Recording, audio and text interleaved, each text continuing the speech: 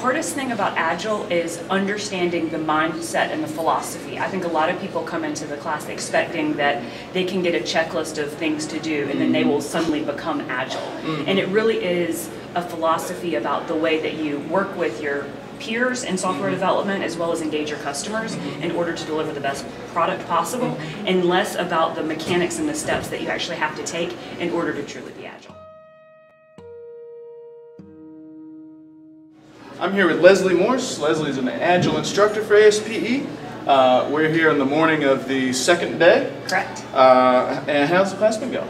Really well. It's nice to have a group of about 13 people because it is small enough to be very intimate and really get to know everybody, but large enough to have enough diversity in the stories that they tell and enough varied experience to really get a lot of compare and contrast on how Agile may work in their environment.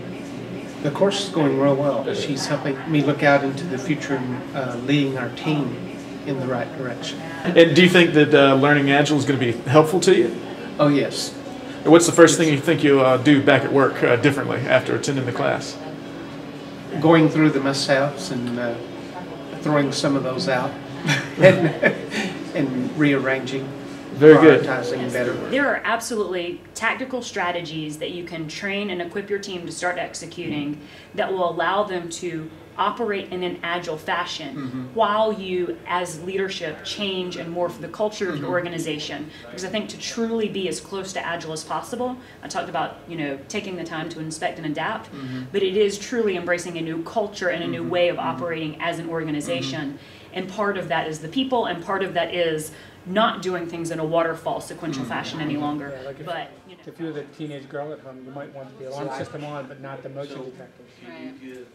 Yeah. See, I was just zoned in on alarm. Right. On function.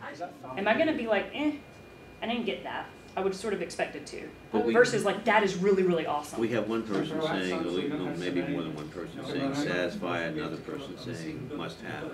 So traditionally when we're building projects, we do lots of planning up front, trying to understand all of the details and all of the requirements, and then we go away and we build products and then we come back and deliver them, and that's the first time we get any feedback on the product that we've actually built.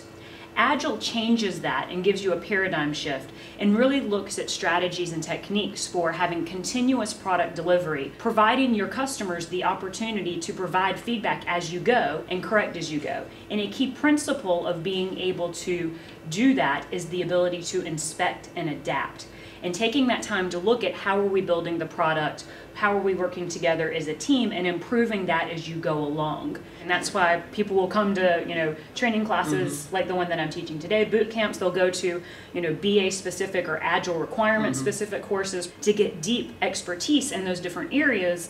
But one of the other things that goes along with it is the coaching and the notion of how does our organization work today, and what's our correct strategy for rolling this out, and how do we need to transform.